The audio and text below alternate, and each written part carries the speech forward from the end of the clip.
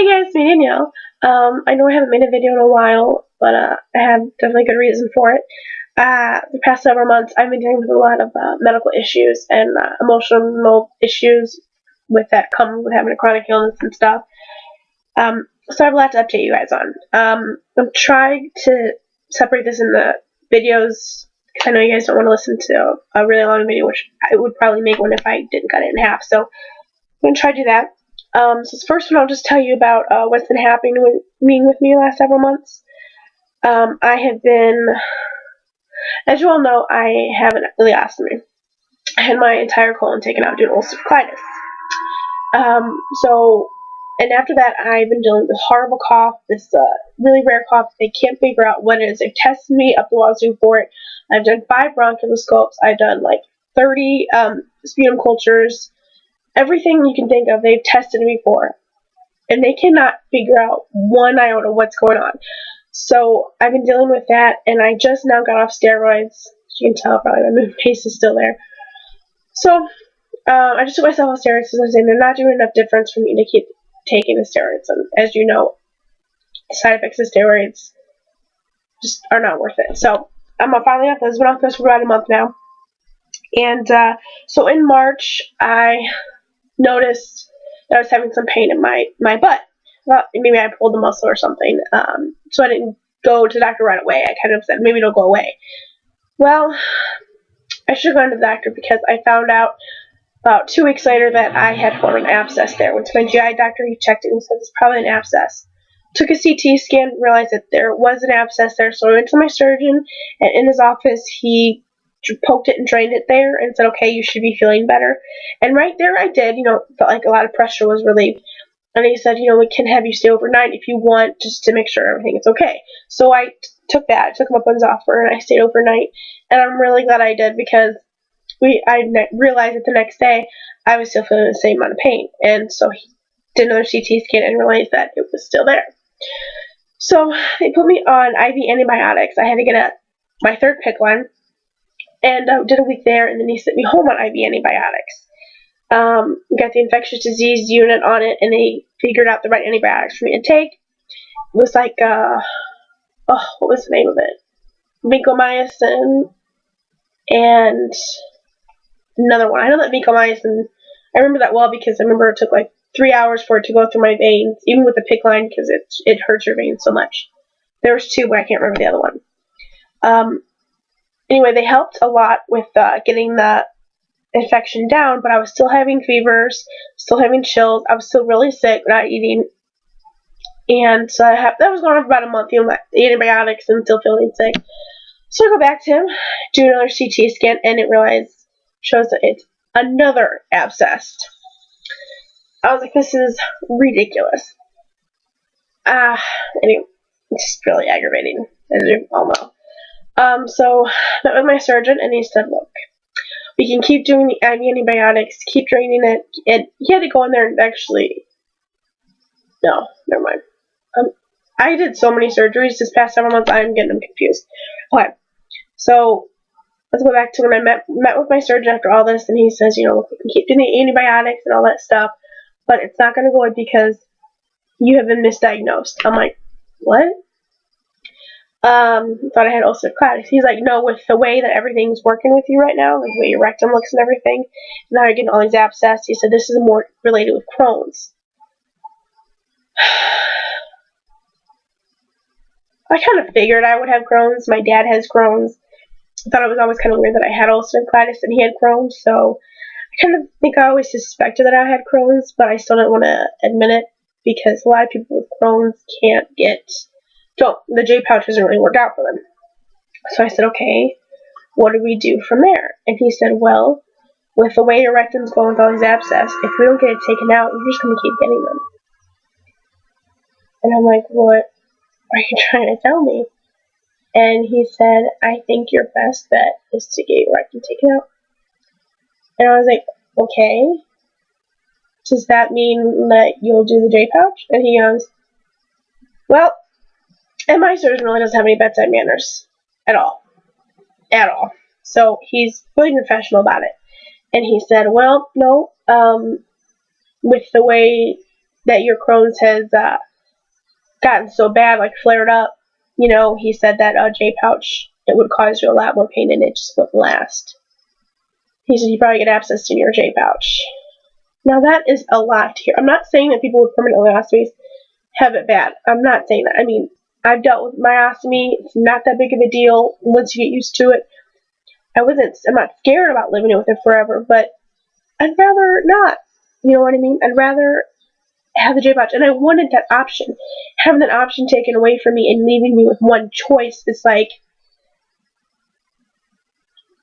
a lot to deal with. And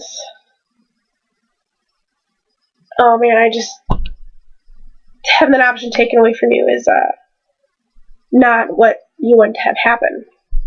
So I was like, so you can't ever do the J pouch? She said, no, I won't do it. Well, this hasn't even hit me really yet because I'm still dealing with this pain. So he goes in, I get surgery to have my rectum taken out. I recover really easy from it the next day. I'm up and walking. Everything's really good for me. He does the stitches. He said he was going to do a wound vac, but the antibiotics I had done through IV had cleared up so good that it looked so clean that he said we're just going to go ahead and not do the wound vac and just stitch you up. So I went home for about 2 weeks and I was healing. I was doing my sitz baths and everything, which I really hated to do.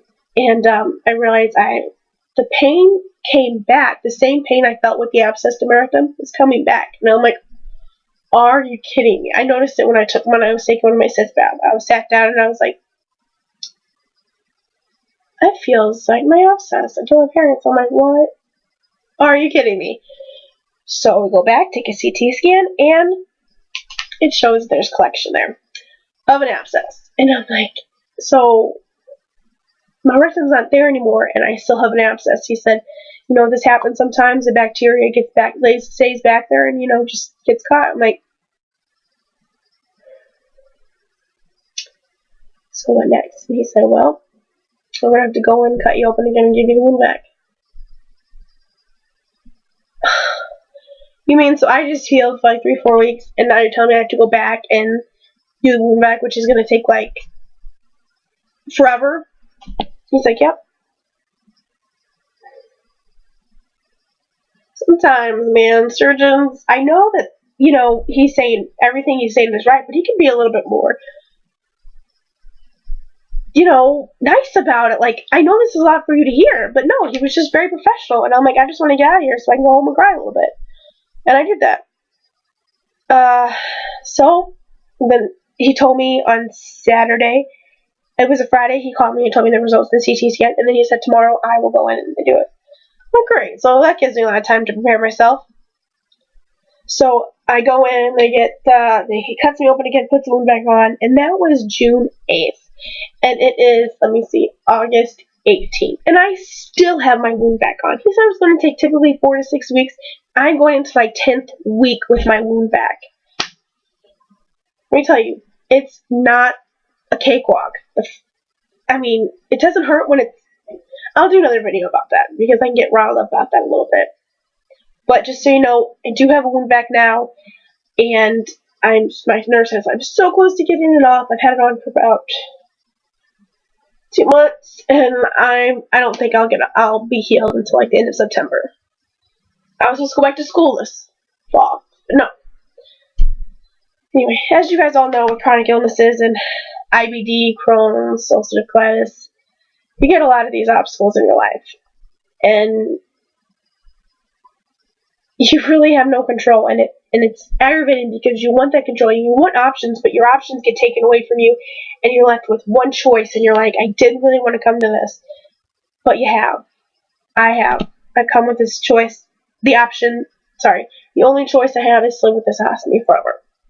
I'm not saying it's I'm not saying it's the end of the world, but I wanted the J pouch.